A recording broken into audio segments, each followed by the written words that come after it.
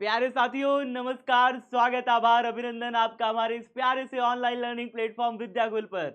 Good morning, good morning, good morning, शुभ प्रभात। जल्दी जल्दी फटाफट तरीके से कनेक्ट कर जाइए। आज की हमारी क्लास को और शानदार, जबरदस्त बनाते हैं आप सभी के साथ। गुड मॉर्निंग, एक बार फटाफट तरीके से सभी बच्चे जुड़ जाइए जल्दी जल्दी। Good morning, good morning, good morning, जल्दी जल्दी जुड़ जाओ भैया।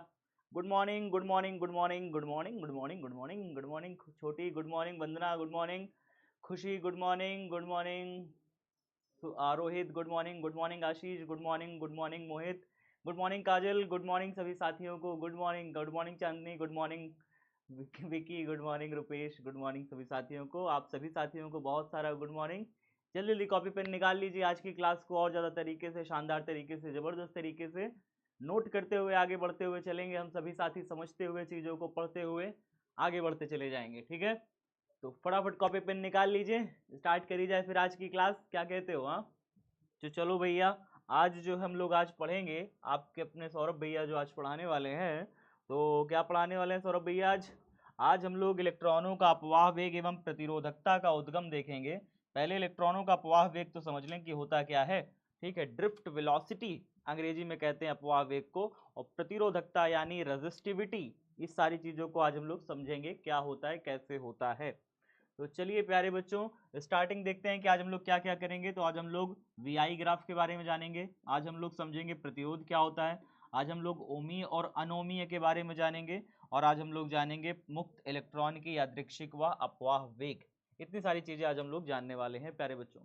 ठीक है, तो कॉपी पेन निकाल लिया जाए। पहला टॉपिक से स्टार्ट करेंगे, वीआई ग्राफ। ठीक है, तो वीआई ग्राफ भैया हेडिंग डालो, हेडिंग डालो फटाफट, VI graph. Good morning Adarsh, good morning Aman, good morning Abhishek, Archana, Arbaz, Hrithik, good morning Shalu, good morning Suraj, Priyanshu, good morning Sunny, good morning Kritika. सब बच्चे हेडिंग डाल लो बेटा कॉपी पेन में। हो गई गुड मॉर्निंग। सब बच्चों की मॉर्निंग गुड हो गई। अब चलिए हैप्पी, जल्दी से कॉपी पेन निकालिए और हेडिंग डालिए वी आई ग्राफ। ठीक है,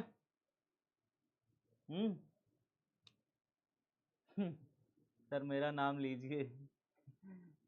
ले लिया सबका नाम भैया, इतने सारे बच्चे हो, कैसे सबका नाम संभव है ले पाना? आप बताओ जरा, संभव है? क्लास में जितने सारे बच्चे बैठते हैं, क्या सभी का नाम ले पाना संभव है? तो इस चीज की जिद अगर आप करोगे तो सारे बच्चे करने लग जाएंगे कि सर मेरा नाम लीजिए, मेरा नाम लीजिए। तो फिर तो बड़ा दिक्कत हो जाएगा। 2000 बच्चों का नाम लेना में एक एक पूरा क्लास ही चला जाएगा। एक पूरा 1 घंटा जो है 2000 बच्चों का नाम लेने में एक दिन चला देते हैं। एक दिन ऐसा ही करते हैं, क्या कहते हो? एक दिन ऐसी क्लास लेते हैं, सारे बच्चों का नाम ले लेते हैं। 1 घंटे की क्लास। ठीक रहेगा? 1 घंटे की क्लास, सारे बच्चों का बारी बारी से नाम ले लेके खत्म कर देंगे। ठीक है, हाँ चलो, अच्छा ठीक है, अब पढ़ाई कर लो थोड़ा सा। हेडिंग डालो VI graph. VI graph heading डाल लिए सब बच्चे कॉपी में? कॉपी निकाले, वीआई ग्राफ हेडिंग डाले? नहीं डाले? डालो जल्दी, जल्दी डालो तो स्टार्ट करें ना भाई। जल्दी डालो तो स्टार्ट करें, जल्दी डालो तो स्टार्ट करें ना।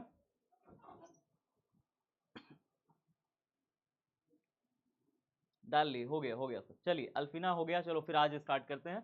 देखो भाई, वीआई ग्राफ, कई सारे बच्चों को ग्राफ समझ में नहीं आता है, तो मैं आज बहुत ही बेसिक मेथड लाया हूँ ग्राफ को समझाने का। ठीक है, सब बच्चे आराम से समझ जाओगे।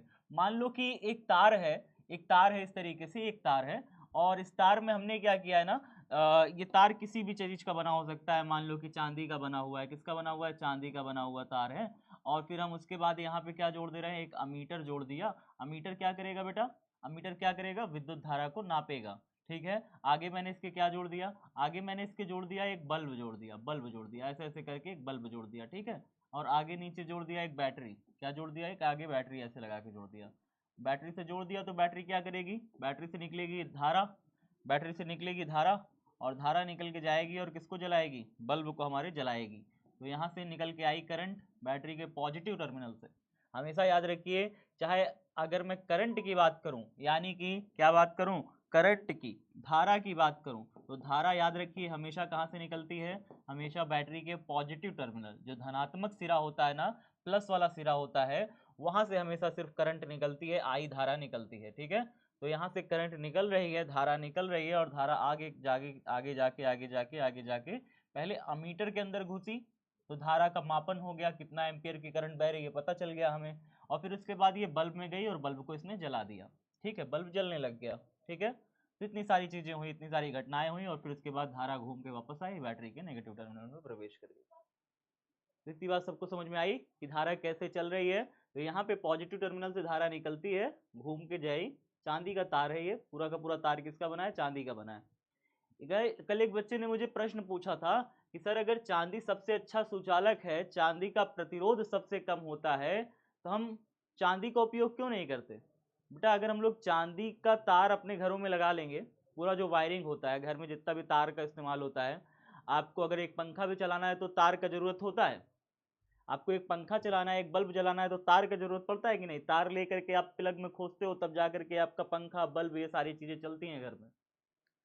अगर इस तार को अगर हम सोने का तार नहीं बल्कि चांदी का तार अगर आप बना लें घर में, तो फिर क्या होगा पता है, चांदी का तार बनाने से आपका बिजली का बिल कम आएगा, बिजली का बिल कम आएगा, लेकिन चांदी का तार भी तो बड़ा महंगा मिलेगा। इतना सारा चांदी कहाँ से लाएंगे, इतना सारा चांदी में तो बिक जाएंगे सब लोग, हम लोग राजा के खानदान से थोड़ी ना है, इतना सारा चांदी कहाँ से लाएंगे।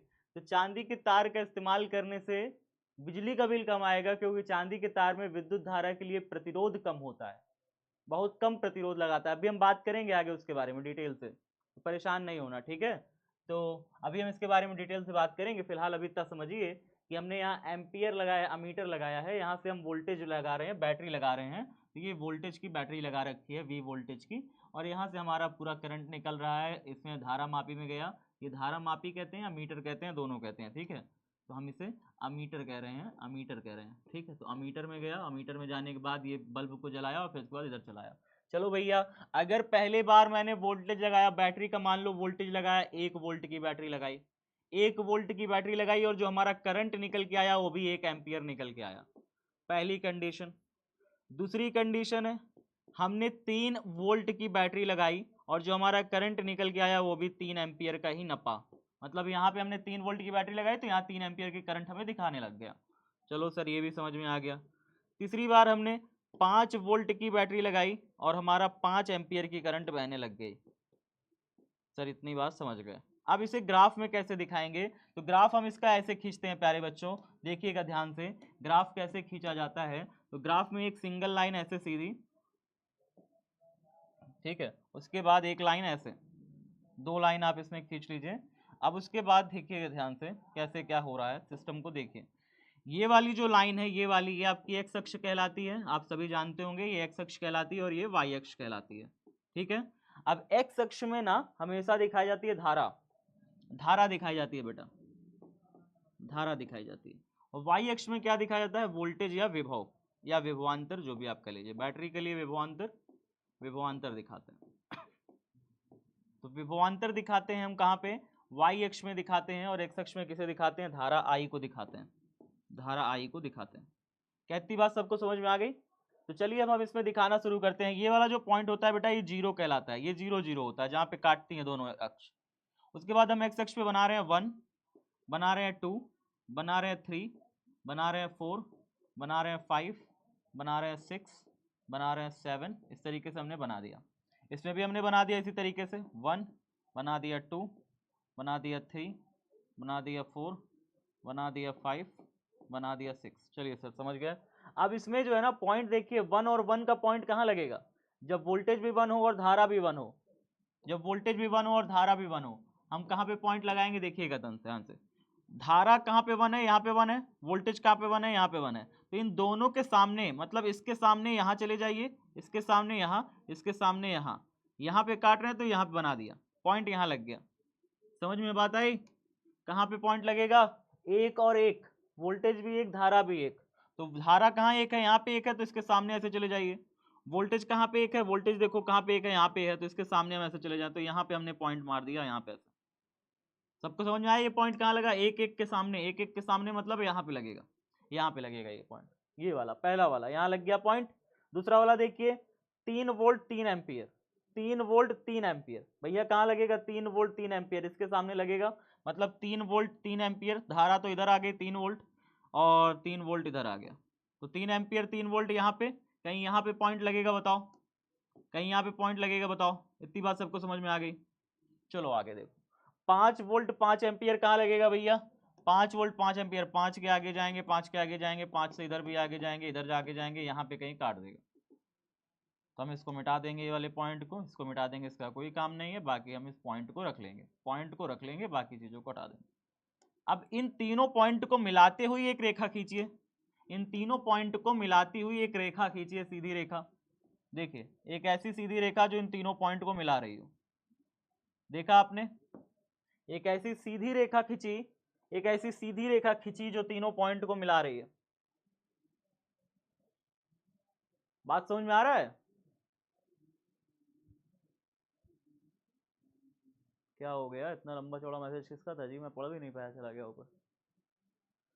तो यहाँ समझो बेटा, बाकी सब चीजें छोड़ दो, बाकी सब चीजें बाद में, पहले अभी समझ लो, पढ़ लो, फिर हम लोग बाद में बाकी सारी चीजें कर लेंगे, सारी बातें बाद में कर लेंगे। क्लास को मत डिस्टर्ब किया करो, फिर मैं डिस्टर्ब हो जाऊंगा, फिर चीजें इनकम्प्लीट रह जाएंगी। 4 टॉपिक लाया हूँ, एक का टॉपिक पूरा हो पाएगा? कोई मतलब निकलेगा? देखो यहाँ पे मैं कुछ लिखा हुआ नहीं लाता, इसलिए कि यहाँ पे लिख लूंगा, और साथ नहीं दोगे तो फिर मैं लिखा हुआ लाने लग जाऊंगा। अगर बतिया में मुझे उलझाने लग जाओगे तो फिर मैं लिखा हुआ लाऊंगा, फिर मैं ये नहीं कि आपके सामने लिखूंगा। तो बात में उलझाओ नहीं फिर, ठीक है? बात में उलझा दोगे तो फिर बातें करते रह जाएंगे। समझो, पहले मैंने कहा कि अगर 1 वोल्ट की बैटरी लगाऊंगा तो 1 एम्पियर की धारा बही पूरे परिपथ में। मैंने कहा 3 वोल्ट की बैटरी लगाया, 3 एम्पियर की धारा बही। 5 वोल्ट की बैटरी लगाने पर 5 एम्पियर की धारा बही। मतलब देखो, जैसे जैसे वोल्टेज बढ़ा रहे हैं वैसे वैसे धारा भी बढ़ रही है। तो यहाँ पे ज्यादा वोल्ट की बैटरी लगाने पर ज्यादा एम्पियर की धारा प्राप्त हो रही है। तो ग्राफ हमारा देखिए कैसे बना, 1 वोल्ट 1 एम्पियर पे बिंदी यहाँ, 3 वोल्ट 3 एम्पियर पे बिंदी यहाँ, 5 वोल्ट 5 एम्पियर पे बिंदी यहाँ। सारी बिंदियों को मिला दिया तो यहाँ पे हमें ग्राफ कुछ इस तरीके से मिला। यहाँ पे जो ग्राफ का वक्र होता है इसे कहते हैं ग्राफ की प्रवणता। जो यहाँ पे ग्राफ जो है, देखिए ध्यान से सुनिएगा मैं क्या बोल रहा हूँ, बहुत ध्यान से सुनिएगा। हमारा ये जो ग्राफ आपने खींचा, ये सिंगल लाइन का, ये लाइन का जो ग्राफ आपने खींचा, ये सरल रेखा खींची है, इसे क्या बोलते हैं? सरल रेखा बोलते हैं। अब ये सरल रेखा हमारी प्यारे बच्चों एक्स अक्ष के साथ जो भी कोण बनाएगी, एक्स अक्ष ये दिख रहा है, ये सरल रेखा हमारी एक्स अक्ष के साथ जो भी कोण बनाएगी उस कोण थीटा को हम कहते हैं रेखा की प्रवणता। इस कोण थीटा को हम क्या कहते हैं? रेखा की प्रवणता बोलते हैं प्यारे बच्चों। क्या बोलते हैं? रेखा की प्रवणता बोलते हैं। इस थीटा कोण को हम क्या बोलेंगे? रेखा की प्रवणता बोलेंगे, याद रखिएगा। सब बच्चों को समझ में आ गया? सब बच्चों को यहां तक समझ में आया? क्यों बोलते हैं? अब भाई मैं कैसे पूछने जाऊं कि ए को ए क्यों बोलते हैं, बी को बी क्यों बोलते हैं? प्रवणता मतलब होता है ढलान, प्रवणता मीन्स होता है ढलान। तो ढलान इसे कहा गया है, ठीक है? ये रेखा की ढलान है, ठीक है? अब ये लाइन है, लाइन का एक्स अक्ष के साथ जो भी कोण बनेगा थीटा, हम उसे कहेंगे रेखा की प्रवणता। अब अगर मैं इस थीटा का टैन थीटा ले लूं, क्या ले लूं? टैन थीटा ले लूं, तो जरा मुझे टैन थीटा बताओ कितना हो जाएगा बेटा? यहाँ से आप एक लाइन खींच लीजिए, कहीं से भी लाइन खींच लीजिए, तो आप यहाँ से एक लाइन खींचिएगा, या फिर आप चाहे तो यहाँ से लाइन खींच लीजिए, कहीं से भी कोई भी एक लाइन खींच लीजिए। मान लो यहाँ से एक लाइन खींच लें, यहाँ से एक लाइन खींच लें, तो अगर यहाँ से एक लाइन खींचिएगा तो ये त्रिभुज बन जाएगा, त्रिभुज बन जाएगा। अगर इस त्रिभुज का टैन थीटा लोगे, कोई त्रिभुज है ऐसे बना हुआ, मान लो इधर थीटा बना हुआ है, इसका टैन थीटा ले रहे हो, तो नीचे क्या आएगा बेटा? नीचे आ रही है धारा, नीचे आएगी धारा, नीचे क्या मिलेगा आपको? धारा मिलेगी, आई मिलेगी। इस वाले लाइन में आपको क्या मिलेगा बताओ? इस वाले लाइन में आपको क्या मिलेगा? वोल्टेज मिलेगा। इस वाले लाइन में वोल्टेज मिलेगा पूरा 3 एम्पियर का, 3 एम्पियर का पूरा वोल्टेज मिलेगा, और 3 वोल्ट का वोल्टेज मिलेगा, 3 वोल्ट का वोल्टेज उधर मिलेगा, ठीक है? ये वाली लाइन हमारी क्या शो करेगी? ये वाली लाइन हमारी क्या शो करेगी? वोल्टेज को शो करेगी। तो ये वाली लाइन हमारी वोल्टेज शो कर रही है, ये वाली लाइन हमारी वोल्टेज शो कर रही है, ये वाली लाइन वोल्टेज शो कर रही है। तो टैन थीटा बराबर कितना हो जाएगा? कोण के सामने वाली भुजा लंब बटे में आधार, यानी कि v अपॉन में आई। ये v अपॉन में आई कल आपने पढ़ा था, ये r होता है, क्योंकि v बराबर आपने कल पढ़ा था i इंटू आर होता है। तो यहाँ से v अपॉन में आई कितना हो जाएगा? v अपॉन में आई हो जाएगा r के बराबर। बताओ सब बच्चों को समझ में आया? यहाँ तक, यहाँ तक समझ में आया? जल्दी जल्दी बताइए भाई साहब। चलो कोई नहीं है, बाद में समझ लेना बेटा, बाद में समझ लेना, वीडियो दोबारा देख लेना। आगे देखो, अब देखो फटाक से, अब मैं एक और ग्राफ बनाने जा रहा हूँ, उस ग्राफ को भी आपको ध्यान देना है। एक और ग्राफ बनाने जा रहा हूँ, उस ग्राफ को भी आपको ध्यान देना है, इसको भी बहुत ध्यान से देखिएगा। एक और ग्राफ, यहाँ पे मैं दो तार ले रहा हूँ। यहाँ पे देखिए मैंने किसका तार लिया था, चांदी का तार लिया था। अब मैं दो तार लेने वाला हूँ, एक सोने का तार लेने वाला हूँ, एक चांदी का तार लेने वाला हूँ। सोने का तार और एक चांदी का तार। मैं यहाँ पे सोने का तार लेने वाला हूँ, चलो सोने का ले लिया, यहाँ पे ले लिया चांदी का तार, चांदी का तार। चांदी के साथ दिक्कत ये थी कि हम यहाँ पे 1 वोल्ट लगाते थे, ये भी 1 वोल्ट बढ़ता था, 3 वोल्ट लगाते थे 3 वोल्ट, 5 वोल्ट लगाते थे 5 वोल्ट। मतलब अगर मैं चांदी का लिखना चाहूँ तो वोल्टेज अगर 1 रहता था तो करंट भी हमारा क्या रहता था, आई भी 1 रहता था। अगर मेरा वोल्टेज 2 रहता था तो आई भी मेरा 2 रहता था। वोल्टेज 3 रहता था तो आई भी मेरा 3 रहता था। चांदी के साथ ये दिक्कत थी, बताइए, चांदी के साथ ये दिक्कत थी कि जितना वोल्टेज बढ़ रहा था धारा भी उसी स्पीड से बढ़ रही थी, धारा का मान भी उसी स्पीड से बढ़ रहा था। अब देखा जरा सोने के साथ, अगर इसका वोल्टेज 1 है तो इसकी धारा का मान इसकी धारा का मान, चलिए मैं इसको वोल्टेज को 2 कर देता हूँ। चलिए वोल्टेज को अगर मैं 2 कर देता हूँ तो धारा का मान इसका सिर्फ 1 एम्पियर का बढ़ता है, 1 एम्पियर का बढ़ता है। अगर मैं इसके वोल्टेज को 4 कर देता हूँ तो इसकी धारा का मान 2 एम्पियर हो जाता है। और इसकी वोल्टेज का मान अगर मैं 6 एम्पियर 6 वोल्ट कर देता हूँ तो धारा का मान इसका 3 एम्पियर हो जाता है। इस तरीके से दो हमारे पास ग्राफ बनेंगे। अब यहाँ पे इसी में दो ग्राफ बनेंगे, एक सोने का भी बनेगा, एक चांदी का भी बनेगा। चलो नंबरिंग फटाफट कर दे रहा हूँ, आप सभी बनाओ मेरे साथ। यहाँ पे 1 2 3 4 5 6 7 8 9, यहाँ पे मैंने खींच लिया। यहाँ पे भी इसी तरीके से खींच लेता हूँ, 1 2 3 4 5 6, इस तरीके से हमने खींच लिया। अब चलिए मुझे बताइए, वोल्टेज इधर दिखाएंगे, वोल्टेज इधर दिखाएंगे, धारा इस साइड दिखाएंगे। ये हमारा धारा का दिशा हो गया, ये धारा का दिशा हो गया। चलिए वो आई का दिशा है। अब इसमें रखना शुरू करिए। पहले सोने के लिए लाइन खींचेंगे। सोने के लिए वोल्टेज 2 धारा 1 कहाँ पे मिलेगा हमें, वोल्टेज 2 धारा 1, बताओ वोल्टेज 2 धारा 1 कहाँ मिलेगा। वोल्टेज भैया 2 है, धारा 1 है, पॉइंट कहाँ मिलेगा, पॉइंट कहीं यहाँ मिलेगा जाके। क्या इतनी बात समझ में आई। वोल्टेज 2 धारा 1 कहाँ मिलेगा, देखो वोल्टेज 2 है तो 2 के सामने और 1 के सामने, 2 के सामने 1 के सामने कहाँ मिलेगा भैया, 1 के सामने यहाँ पे, 2 के सामने यहाँ पे। जब मैंने 2 वोल्ट का बैटरी लगाया तो 1 एम्पियर की धारा बही। जब मैंने 4 वोल्ट का बैटरी लगाया तो 2 एम्पियर की धारा बही। जब मैंने 6 वोल्ट का बैटरी लगाया तो 3 एम्पियर की धारा बही।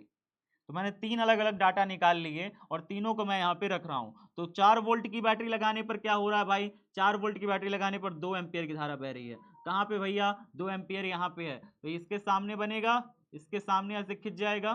ठीक है सर, खिंच गया। आगे 6 वोल्ट की बैटरी लगाने पर 3 एम्पियर की धारा, 6 वोल्ट की बैटरी लगाने पर 3 एम्पियर की धारा भैया, यहाँ पे पहुंच गया पॉइंट। अच्छा अगर मैं इसकी रेखा खींचूंगा तो रेखा कैसे खींचेगी, रेखा कैसे खींचेगी, खींच पाओगे रेखा, खींच लेंगे सर रेखा, खींच लो ऐसे रेखा, खींच लो बेटा रेखा। थोड़ा सा और इधर जाएगी, थोड़ा सा और इधर जाएगी, ये कुछ इस तरीके से, थोड़ा सा, बस बस। तीनों को मिलाते हुए, तीनों को रेखा को मिलाते हुए, तीनों बिंदुओं को मिलाते हुए, तीनों बिंदुओं को हमने मिलाते हुए एक रेखा खींच। अब ये रेखा किसको शो करेगी बेटा, किसके रेजिस्टेंस को शो करेगी, किसके रेजिस्टेंस को शो करेगी, सोने के रेजिस्टेंस को शो करेगी। सोने के प्रतिरोध को ये रेखा शो कर रही है। ये रेखा किसको शो कर रही है, सोने के प्रतिरोध को। और ये रेखा जो यहाँ पे कोण बनाएगी एक अक्ष के साथ, हम उस कोण को बोल देंगे θ1। क्या बोल देंगे, θ1। चलिए अब इसको देखते हैं V1 I1, चांदी का भी इसी में ड्रॉ करके देखते हैं। चांदी का V1 I1, V1 I1 कहाँ बिंदु मिलेगा, यहाँ मिलेगा। दूसरा देखिए V2 I2, V2 I2 कहाँ बिंदु मिलेगा, इसको मिटा देते पहले यहाँ पे क्योंकि बिंदु यही मिल रहा है। तो V2 I2 यहाँ पे मिलेगा, बिंदु यहाँ मिलेगा। चलिए अच्छा V3 I3, V3 के बाद I3 कहाँ बिंदु मिलेगा, कहीं यहाँ मिलेगा बिंदु। तो V2 I2 V3 I3, समझ में आया कि नहीं आया सब बच्चों को। अब इनको मिला दे, सीधा सीधा मिलाएं बेटा, देखो कहाँ जाएगा, सीधा मिला रहे हैं, देखो कहाँ जा रहा है। कुछ ऐसे मिलते हुए जा रही है, तीनों रेखों को, तीनों बिंदुओं को मिलाया तो, तीनों बिंदुओं को मिलाया तो कुछ ऐसे मिल रहा है। बताइए,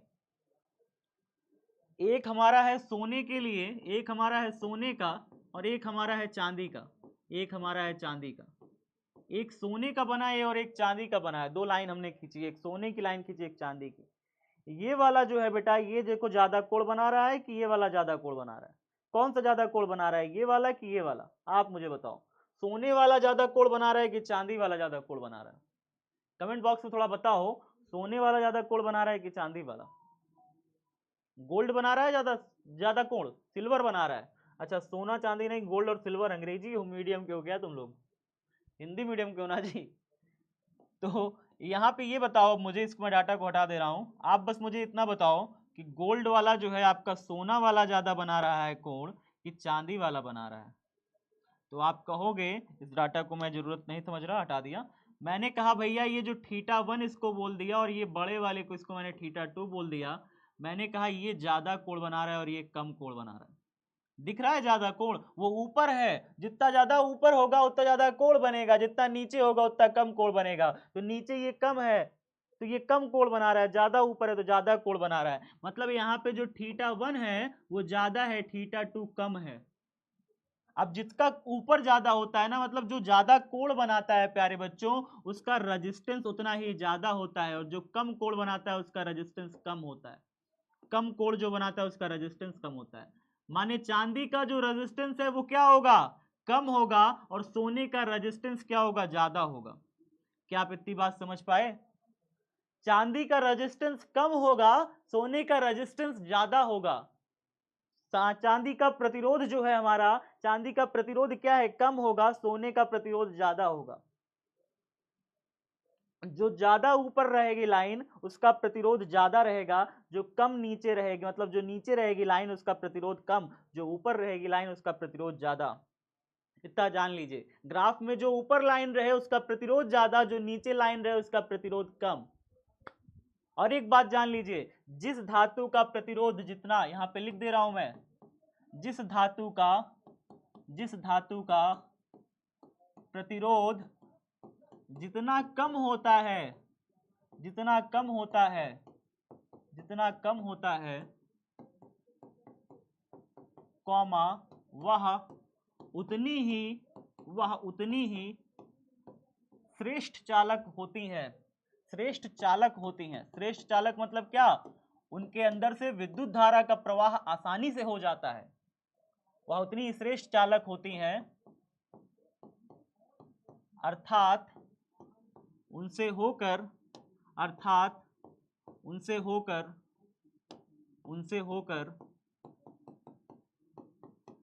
विद्युत धारा का प्रवाह आसानी से हो सकता है। विद्युत धारा का प्रवाह सरलता से हो सकता है, सरलता से हो सकता है।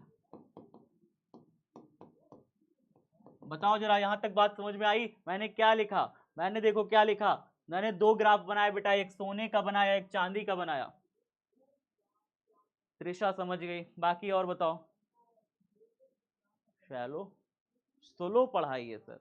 अच्छा, स्लो पढ़ाई है लिखा है, मुझे लगा उसने स्लो की स्पेलिंग भी देखो क्या लिखा, स्लो की स्पेलिंग देखो, शैलो, SHALOW। स्लो पढ़ाइए सर। स्लो की स्पेलिंग ये होती है क्या? स्लो की स्पेलिंग ये कब से होने लगी जी? स्लो पढ़ा तो देंगे, देखो देखो स्लो ही है, ये बहुत स्लो है। अब इससे ज्यादा स्लो कैसे चलेंगे, इससे ज्यादा स्लो तो कछुआ बन जाएंगे फिर। तो VI ग्राफ में देखो, मैंने एक चांदी का तार लिया बेटा, एक बार मैंने फिर सोने का भी तार ले लिया। मैंने कहा सोना और चांदी दोनों ले लो। सोना चांदी का अलग अलग मैंने वैल्यू यहाँ पे रखा था, वैल्यू रखा था कि नहीं? यहाँ पे मैंने सोना का अलग वैल्यू रखा, चांदी का अलग वैल्यू रखा। मैंने कहा कि अगर ये 2 एम्पियर, अगर ये धारा 1 एम्पियर के बह रही है, वोल्टेज 2 एम्पियर का हो जा रहा है। 4 वोल्ट का बैटरी लगाया तो बेचारा 2 एम्पियर की धारा बहाया, 6 वोल्ट की बैटरी लगाया तो 3 एम्पियर की धारा बहाया। तो सोना का यह ग्राफ बन के आया, फिर चांदी का ये ग्राफ बन के आया। दोनों का ग्राफ में हमने तुलना किया, हमने कहा कि जिसका ग्राफ में कोण ज्यादा बनेगा उसका रेजिस्टेंस ज्यादा होगा, और जिसका ग्राफ में कोण कम बनेगा उसका रेजिस्टेंस कम होगा। तो दो हमने तुलना कर लिए, ग्राफ देख के हम बता सकते हैं, दो चीजों का ग्राफ देख के आप बता सकते हो किसका जो है रेजिस्टेंस ज्यादा है, किसका कम है। ग्राफ देख के क्या आप बता सकते हो कि किस धातु का रेजिस्टेंस ज्यादा कम है? दो धातुएं दे दी, चलो सोना चांदी हटा करके मैं इसमें अलग अलग कर दे रहा हूं, अलग अलग बता दे रहा हूं। एक अल्युमिनियम बोल दे रहा हूं, एक टंगस्टन बोल दे रहा हूं। बताओ, एक अल्युमिनियम है, उल्टा बना दिया, एक टंगस्टन है, चलो एक टंगस्टन धातु है और एक है एल्यूमिनियम, एल्यूमिनियम है। बताओ किसका, बताओ जरा ज्यादा होगा, किसका ज्यादा होगा रेजिस्टेंस, किसका ज्यादा? टंगस्टन का, टंगस्टन का बेटा। एल्युमिनियम कैसे? एल्युमिनियम तो नीचे है ना, तो जो नीचे ग्राफ रहेगा उसका प्रतिरोध कम होगा, जो ऊपर ग्राफ रहेगा उसका प्रतिरोध ज्यादा होगा। बात सबको समझ में आ गया? आप ग्राफ देख के बता पाओगे ना कि किसका प्रतिरोध ज्यादा है, किसका प्रतिरोध कम है। चलो भाई समझ गए। एक चीज और जान लो, प्रतिरोध जो होता है ना, प्रतिरोध प्रतिरोध प्रतिरोध किसी भी धातु का प्रतिरोध, किसी भी धातु का प्रतिरोध, ये डायरेक्टली निर्भर करता है ताप पर, ताप पर बेटा, टेम्परेचर पर। आप कहोगे सर ये क्या बात हुई? इसका मतलब ये हुआ कि हमने एक धातु ली, एक तार लिया, अब इस तार को मैंने 0 डिग्री सेल्सियस पे रखा। इस तार को किस पे रखा बेटा? 0 डिग्री सेल्सियस पे रखा। तो 0 डिग्री सेल्सियस का एक तार, इसका प्रतिरोध मान लो होगा 2 ओम का। तो 10 डिग्री सेल्सियस का जैसे ही ताप आप बढ़ा दोगे, टेम्परेचर बढ़ाओगे जैसे ही, तो प्रतिरोध भी हमारा क्या हो जाएगा? बढ़ जाएगा बेटा, ये हो जाएगा 5 ओम।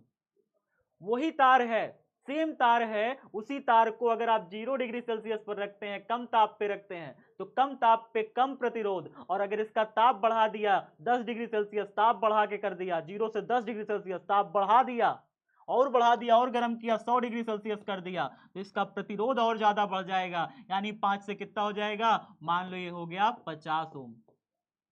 तो बात समझ में आ रहा है कैसे ये बढ़ रहा है इसका रेजिस्टेंस? ताप बढ़ने के साथ साथ चालकों का क्या बढ़ जाता है? प्रतिरोध बढ़ जाता है। चालकों के साथ होता है सिर्फ ये। तो चालकों के साथ ये चीजें होती हैं, याद रखिएगा बेटा कि चालकों के साथ क्या होता है? प्रतिरोध बढ़ जाता है। ग्राफ सबको बनाना है, ये ग्राफ सबको बनाना है, सब बच्चों को कॉपी में बनाना है। यहाँ पे लिख भी लीजिएगा कि प्रतिरोध बढ़ाने पर ताप का मान बढ़ता है या फिर ताप का मान बढ़ाने पर प्रतिरोध बढ़ता है, दोनों ही चीजें हैं। प्रतिरोध बढ़ने पे भी ताप बढ़ता है। आप कहोगे सर प्रतिरोध बढ़ने पे ताप कैसे बढ़ रहा है? आपने कभी हीटर देखा है? किस किस बच्चे ने घर में हीटर देखा है? हीटर कभी देखा है? हीटर में स्प्रिंग होती है, देखिए स्प्रिंग। अच्छा, उस स्प्रिंग का जो लाल हो जाती है ना एकदम, ताप उसका देखो बढ़ जाता है। ताप बढ़ता है तभी ना लाल होती है, वो स्प्रिंग पूरी लाल हो जाती है, यानी उसका ताप बढ़ जाता है। और वो ताप तब बढ़ता है जब उसका प्रतिरोध बहुत ज्यादा होता है। तो हीटर की स्प्रिंग का प्रतिरोध क्या होता है? बहुत ज्यादा उच्च होता है, बहुत हाई होता है। हीटर की स्प्रिंग का रेजिस्टेंस बहुत हाई होता है, इसलिए हीटर की स्प्रिंग बहुत ज्यादा ताप देती है, बहुत ज्यादा ऊष्मा देती है, गर्म हो जाती है। समझ पाए अब उदाहरण से? कभी भूलोगे तो नहीं, कभी कभी नहीं भूलोगे। बताओ जरा से एक बार, जो ज्यादा गर्म करती है इसका मतलब उसमें प्रतिरोध ज्यादा है, जो ज्यादा गर्म करती है इसका मतलब उसमें प्रतिरोध ज्यादा है। अच्छा ये सर प्रतिरोध ज्यादा है, प्रतिरोध है क्या? अब प्रतिरोध का वैल्यू समझ लेते हैं कि प्रतिरोध होता क्या है। इसको लिख लियो सब बच्चे कॉपी में, जल्दी बताओ। क्या इसको लिख लियो? नहीं लिखे हो तो फटाफट लिखो भाई, स्पीड होनी चाहिए हाथ में। 17-18 साल की उम्र है अभी तुम लोग की, अभी नहीं लिखोगे तो कब लिखोगे भाई? 16-17-18 साल के लड़के हो, फटाफट हाथ चलाया करो।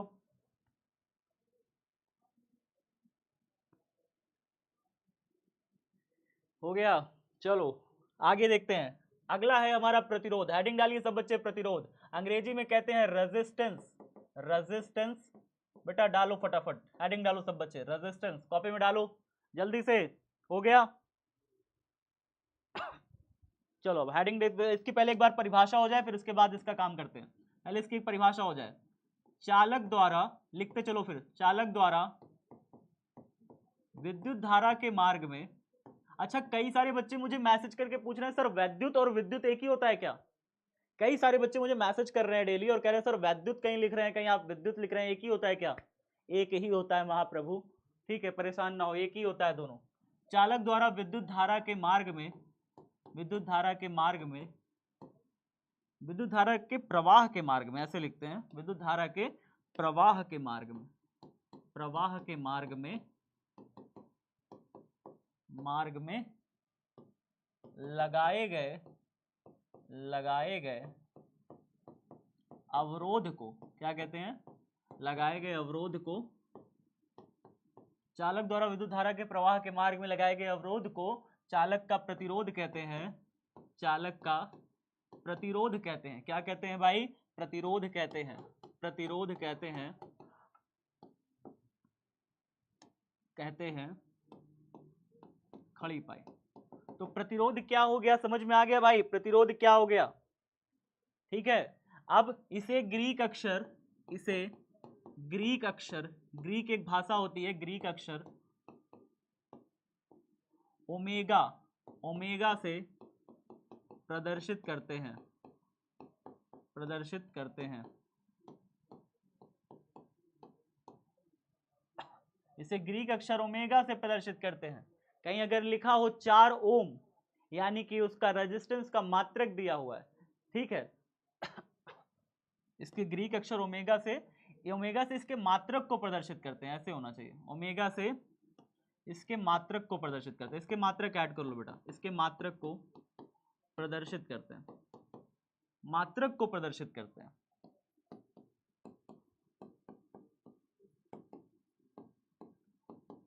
इसको ओमेगा बोलते हैं। क्या बोलते हैं? ओमेगा। अगर नहीं समझ याद रहेगा तो नीचे लास्ट में भी लिख भी लेना, ओमेगा ऐसे कहते हैं, ओमेगा, OMEGA। इसके मात्रक को प्रदर्शित करते हैं, ठीक है। प्रतिरोध को कैपिटल R से दिखाते हैं, ठीक है, दिखाते हैं।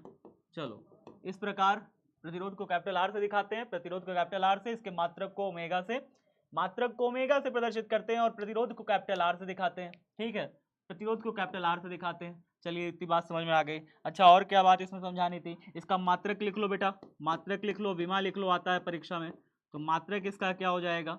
मात्रक की बात करें तो R बराबर V बराबर, अभी आपने पढ़ा ना, I इंटू आर, V बराबर I इंटू आर कल पढ़ रखा था। तो R बराबर यहाँ से क्या हो जाएगा? R बराबर हो जाएगा V अपॉन में I। V का वैल्यू क्या होता है? वोल्ट होता है बेटा। क्या होता है? वोल्ट होता है। और I धारा है, धारा का मात्रक क्या होता है? धारा का मात्रक होता है एम्पियर। क्या होता है? एम्पियर होता है।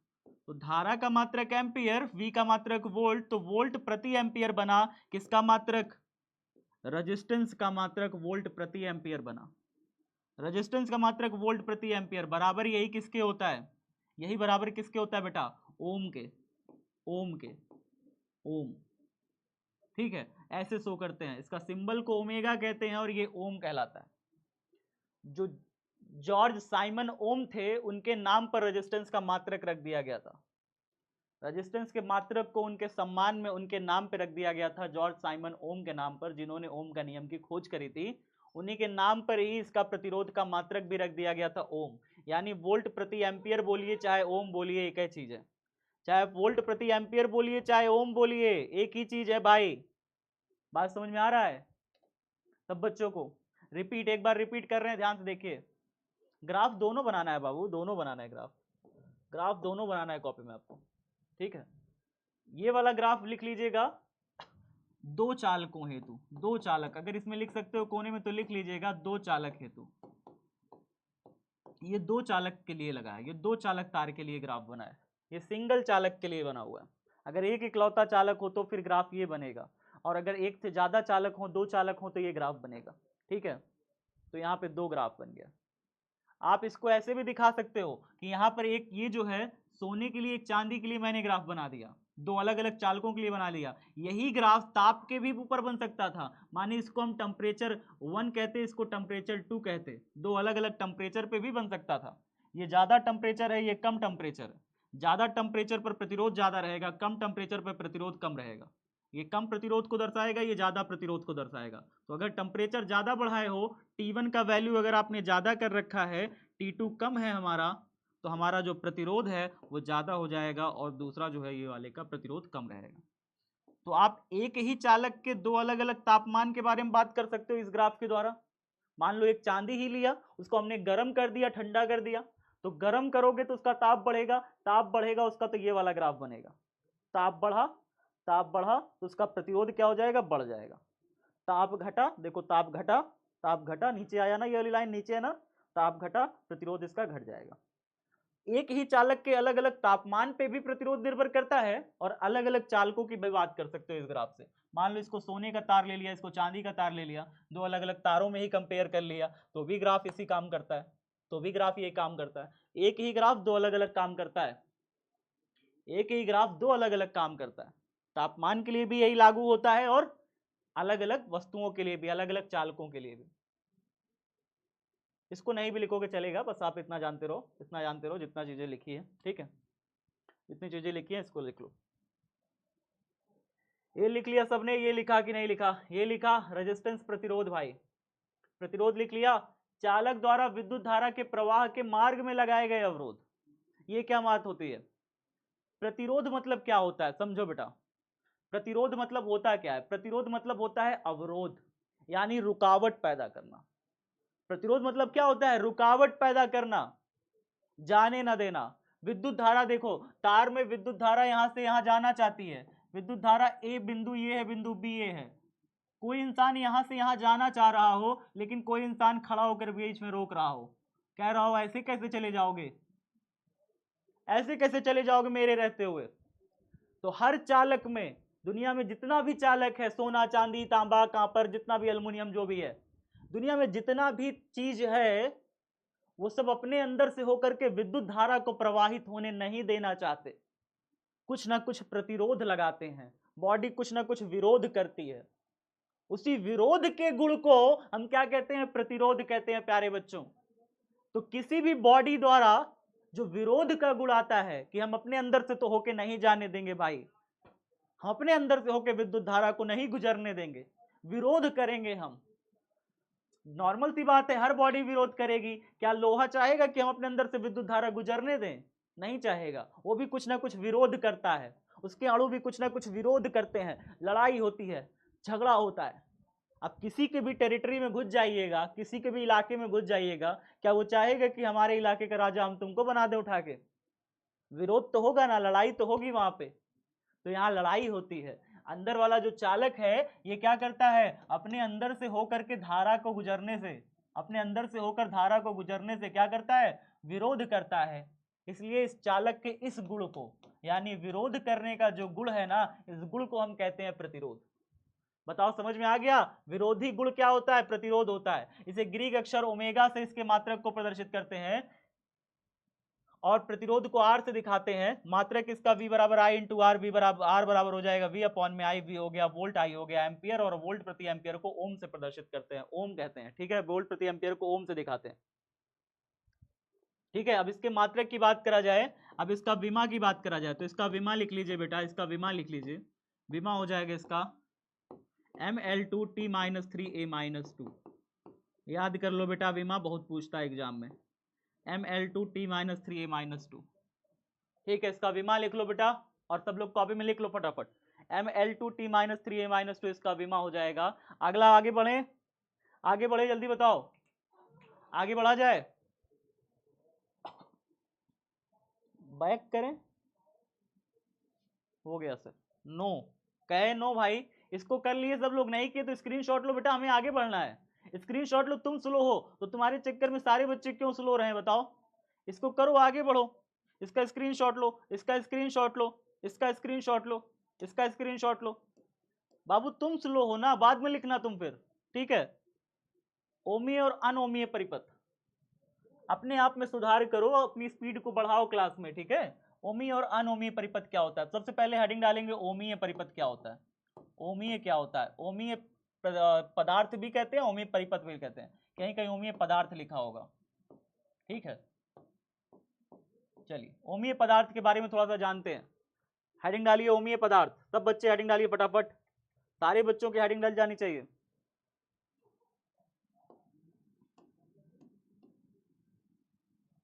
लिखते हैं इसमें थोड़ा सा, ओम का नियम, ओम का नियम एक सार्वत्रिक नियम नहीं है, एक सार्वत्रिक नियम नहीं है, सार्वत्रिक नियम नहीं है। इसका क्या मतलब हुआ? नियम नहीं है, मतलब हर एक वस्तुओं में ओम का नियम अप्लाई नहीं होगा। ओम का नियम क्या कहता है? ओम का नियम कहता है कि ज्यादा वोल्टेज की बैटरी लगाइएगा तो ज्यादा करंट मिलेगी। यही ना कहता है ओम का नियम? ज्यादा वोल्टेज की बैटरी लगाइएगा ज्यादा करंट मिलेगी, कम वोल्टेज की बैटरी लगाइएगा कम करंट मिलेगी। लेकिन ये सार्वत्रिक नहीं है, मतलब हर जगह लागू नहीं होता। कुछ कुछ चीजों में ओम का नियम नहीं लगता। कुछ कुछ चीजों में हम ज्यादा वोल्ट की बैटरी लगाते रह जाते हैं, हमें करंट वह मिलबे नहीं करता, करंट कम मिलता है। उस हिसाब से करंट नहीं बढ़ता जिस हिसाब से ये कह रहा है कि ज्यादा वोल्टेज की बैटरी लगाते जाइएगा ज्यादा करंट मिलता जाएगा। सारे लोग ऐसा नहीं करते हैं, कुछ पदार्थ ऐसा काम नहीं करते, इसकी बात नहीं मानते। तो भाई साहब इसीलिए मैंने लिखा कि ओम का नियम एक सार्वत्रिक नियम नहीं है कि सब पे लागू हो जाएगा, ऐसा नहीं होता। ठीक है, ये लाइन लिखने के बाद हम इसमें क्या लिखेंगे? कुछ पदार्थ, या फिर ऐसे लिखते हैं वे पदार्थ जो ओम के नियम का जो ओम के नियम को ओम के नियम का ओम के नियम का पूर्णतः पालन करते हैं। क्या करते हैं? पूर्णतः पालन करते हैं, पालन करते हैं, पालन करते हैं, कॉमा क्या कहलाते हैं? ओमीय पदार्थ कहलाते हैं, ओमीय पदार्थ कहलाते हैं, ओमीय पदार्थ कहलाते हैं। बताओ समझ में आया? वे पदार्थ जो ओम के नियम का पूर्णतः पालन करते हैं क्या कहलाते हैं? ओमीय पदार्थ कहलाते हैं। प्यारे बच्चों लिख लीजिए फटाफट तरीके से। तांबे का तार, अब इसमें उदाहरण लिख लेते हैं, थोड़ा सा उदाहरण डाल के लिखिएगा। लिख लीजिए तांबे का तार, तांबे का तार, कोई भी धातु, धात्विक चालक लिख लीजिए, धात्विक चालक, टंगस्टन, टंगस्टन का तार या टंगस्टन लिख लीजिए। ये सब क्या है? ये सब हमारे आदि ये सब क्या है? ओमीय है, ओमीय पदार्थ कहलाते हैं। मतलब वे सारे पदार्थ जो ओम के नियम का पूर्णतः पालन करते हैं क्या कहलाते हैं? ओमीय पदार्थ कहलाते हैं। प्यारे बच्चों लिख लीजिए फटाफट कॉपी में, उदाहरण के लिए डाल दीजिएगा तांबे का तार, धात्विक चालक, टंगस्टन आदि। ठीक है, ये सारे ओम के नियम का पालन करते हैं, यानी इसमें ज्यादा वोल्टेज की बैटरी लगाइएगा तो ज्यादा करंट मिलेगा, कम वोल्टेज की बैटरी लगाइएगा तो कम करंट मिलेगा। फटाफट हो गया सब बच्चों का? कॉपी में हो गया? हो गया है, ठीक है ठीक है, डन डन डन। आगे बढ़ रहे हैं, इसी में आगे डालिए हेडिंग अनोमीय परिपथ, इसी में लिख ले रहे हैं अनोमीय पदार्थ, अनोमीय पदार्थ, अनओमीय, इसका देखिए अनओमीय लिखते हैं, अनओमीय, अनओमीय पदार्थ।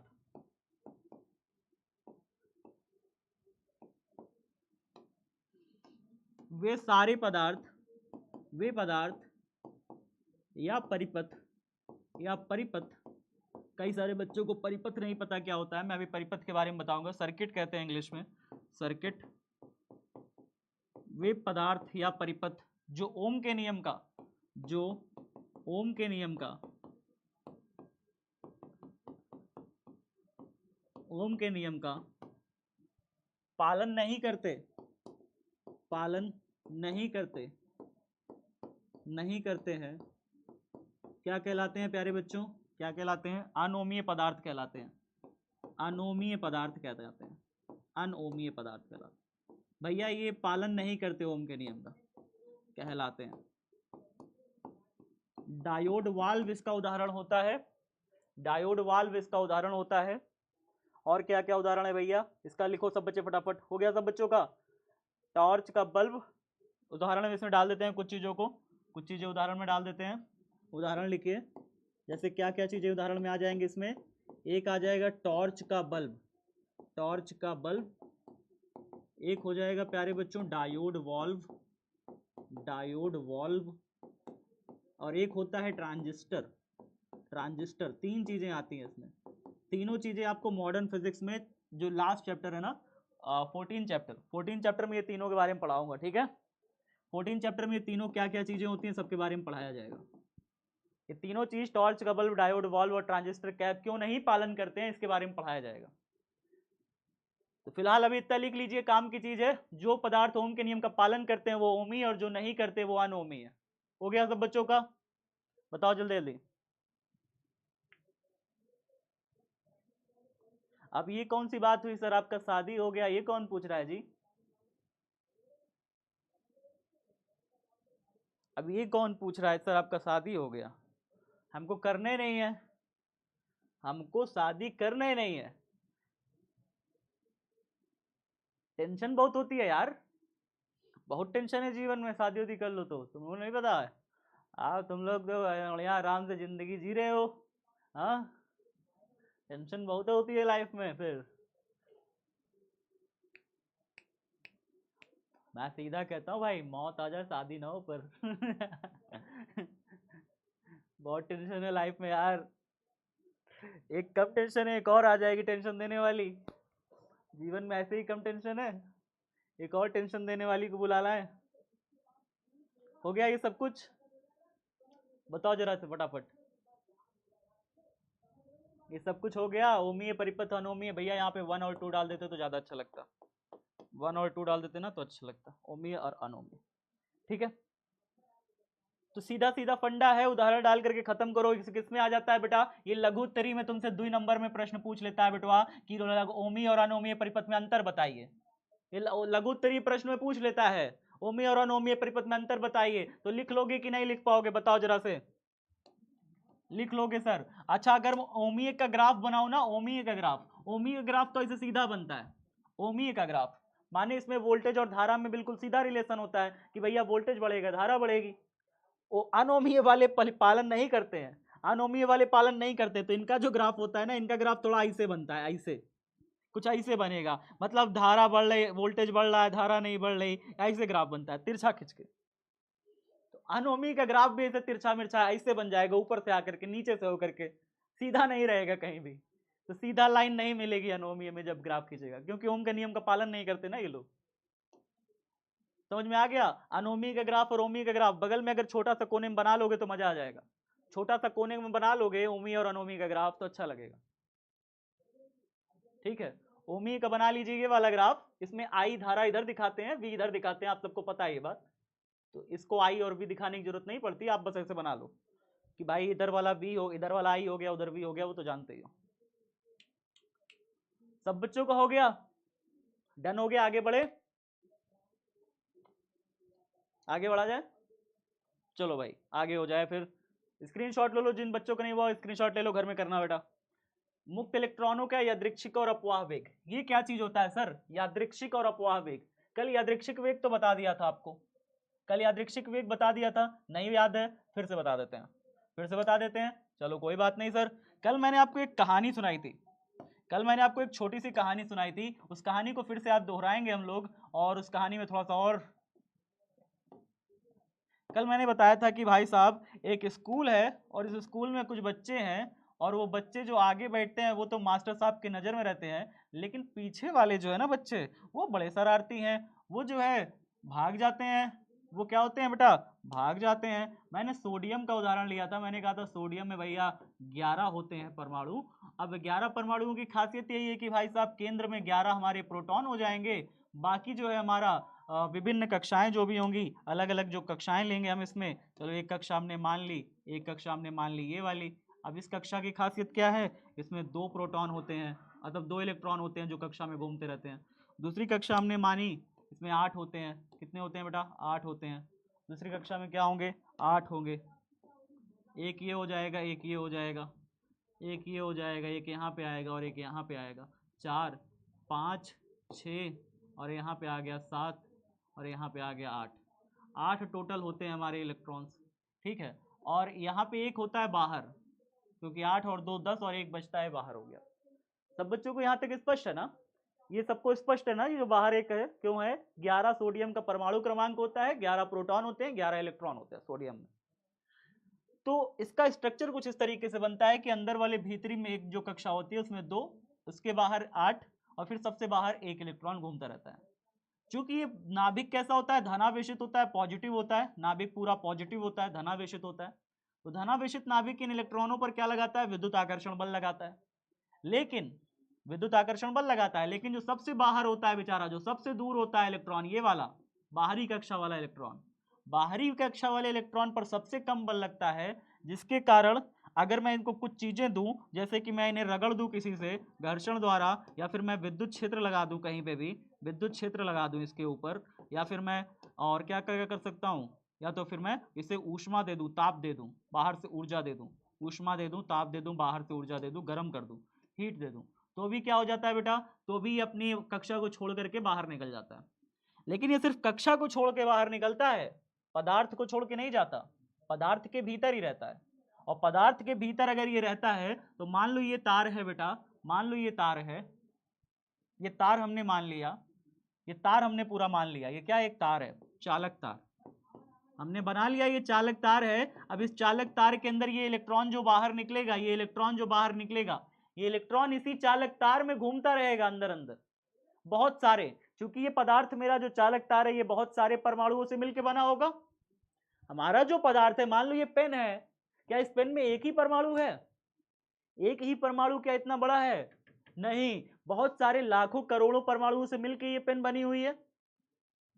आप खुद सोचो, तो अगर मैं सोडियम का इतना बड़ा मैं तार ले लूं, सोडियम का इतना बड़ा मैं तार ले लूं, तो आपके हिसाब से इसमें कितने सारे मुक्त इलेक्ट्रॉन होंगे? बहुत ज्यादा होने चाहिए।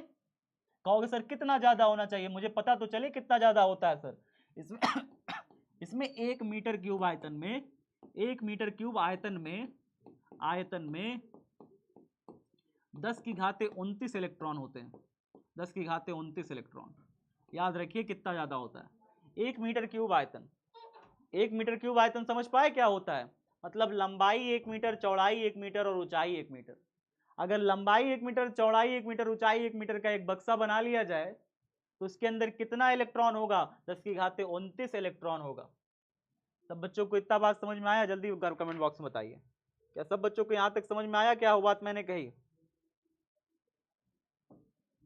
कि अगर लंबाई, चौड़ाई और ऊंचाई का अगर एक बक्सा बना लिया जाए इस तरीके से, इस तरीके का एक बक्सा बनाया जाए जिसकी लंबाई भी 1 मीटर है, चौड़ाई भी 1 मीटर और ऊंचाई भी 1 मीटर, तो इसके अंदर लगभग 10 की घाते 29 इलेक्ट्रॉन, मुक्त इलेक्ट्रॉन पाए जाएंगे। तो इसको कहा जाता है 10 की घाते 29 इलेक्ट्रॉन प्रति मीटर क्यूब कहा जाता है। तो इतनी बात समझिए इस चीज को, ठीक है। अब आप समझ चुके होंगे कि एक चालक तार में कितना इलेक्ट्रॉन होता है, कितना इलेक्ट्रॉन होता है, अब आप समझ चुके हैं इस चीज को। इतना इलेक्ट्रॉन पाया जाता है किसी भी चालक तार में। अब ये सारे इलेक्ट्रॉन वह क्या करते रहते हैं? मुक्त हो गए, बाहर निकल नहीं सकते, अंदर वह ये कर क्या रहे हैं? अभी आप सोचो जरा, मुक्त तो हो गए, पदार्थ से बाहर निकल गए, परमाणु से बाहर निकल गए, अब ये कर क्या रहे हैं?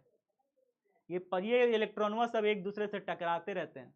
क्या करते रहते हैं? एक दूसरे से टक्कर मारते रहते हैं। ये एक इलेक्ट्रॉन, ये एक इलेक्ट्रॉन, ये इधर जा रहा है, ये इधर जा रहा है, सारे इलेक्ट्रॉन एक दूसरे से टक्कर मारते रहते हैं, एक दूसरे से टकराते फिरते रहते हैं। वो इसको टक्कर मार रहा है, वो इसको टक्कर मार रहा है, ये इसको टक्कर मार रहा है, वो उधर जा रहा है, ये इधर आ रहा है, वो इधर जा रहा है, वो इधर आ रहा है। तो सब एक दूसरे को क्या करते रहते हैं?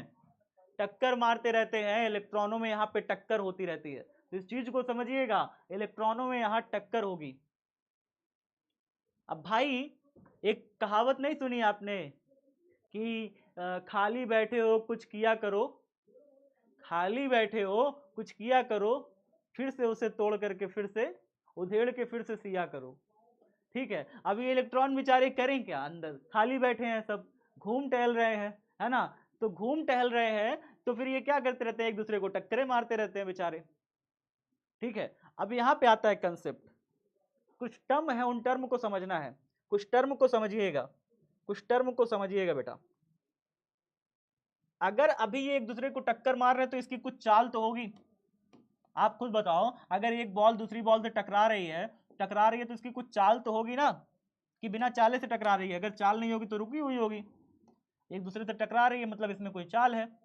तो टक्कर मारते समय इनकी जो चाल होती है उस चाल को कहते हैं ऊष्मीय चाल। क्या कहते हैं प्यारे बच्चों? ऊष्मीय चाल कहते हैं, ऊष्मीय चाल। टक्कर मारते समय इनकी जो चाल होती है उस चाल को हम क्या कहते हैं प्यारे बच्चों?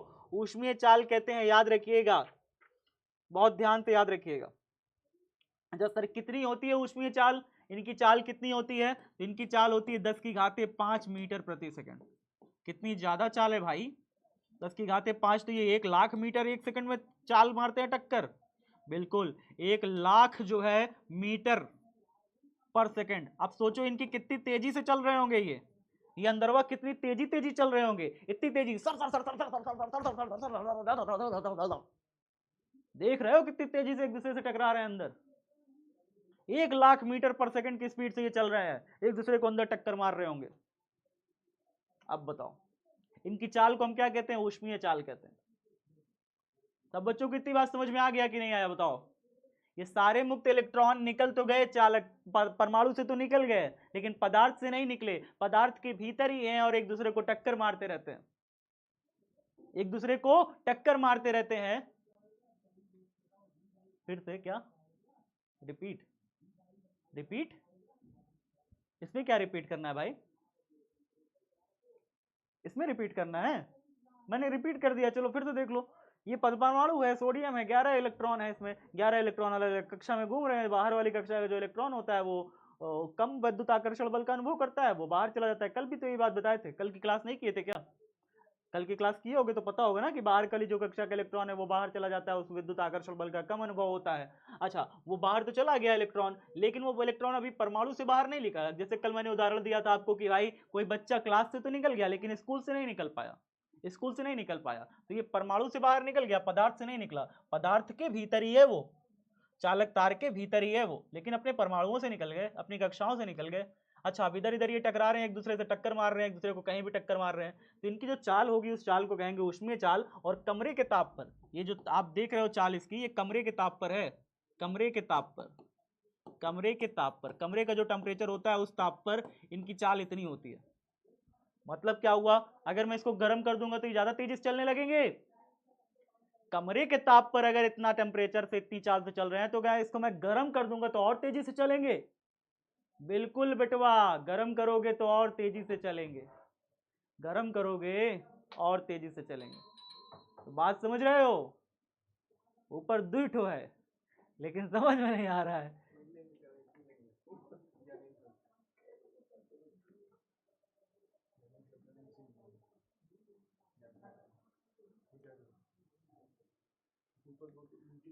दुई बगल में भी है, जा दो फिर, ना ले पाए। आगे देखते हैं।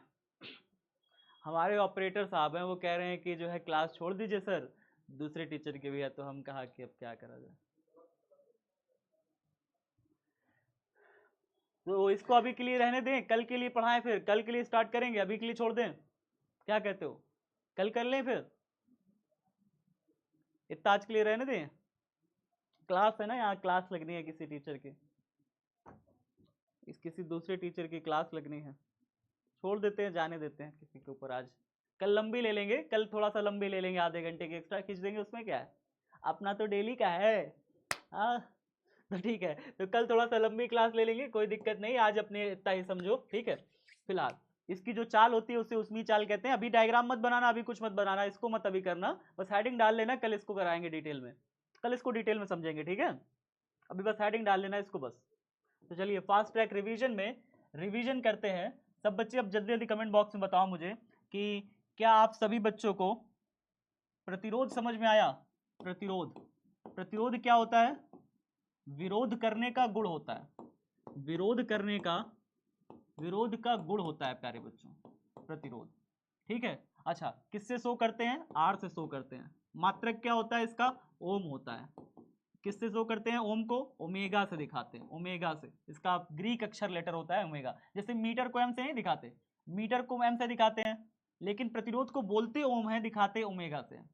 जैसे मीटर को बोलते मीटर है लेकिन दिखाते सिंबल एम से हैं। लीटर को एल से दिखाते हैं, बोलते लीटर है, दिखाते एल से। इसको बोलते ओम है, दिखाते सिंबल इससे हैं। सिंबल इसका ओम का ही है, ठीक है। चलिए, इतनी बात सब बच्चों को समझ में आ गया। होमवर्क आपका ये है प्यारे बच्चों, अपवाह वेग किसे कहते हैं, ये वाला होमवर्क मत करिएगा, इसको मत करिएगा, इसको अभी छोड़ दीजिएगा क्योंकि कल अपवाह वेग समझाऊंगा। वीआई ग्राफ में वक्रता क्या दिखाता है आपको बताना है, इसकी जो वक्रता होती है ग्राफ की वो क्या दिखाता है। विद्युत प्रतिरोध को परिभाषित कीजिएगा और प्रतिरोध का मात्रक दीजिएगा, ये आपका होमवर्क है। अगली क्लास जो होगी आपकी वो होगी आपकी प्रतिरोधकता के बारे में बताएंगे, प्रतिरोधकता के बारे में बताएंगे और अपवाह या और अनुगमन वेग के बारे में बताएंगे, ठीक है। प्रतिरोधकता के बारे में बात करेंगे।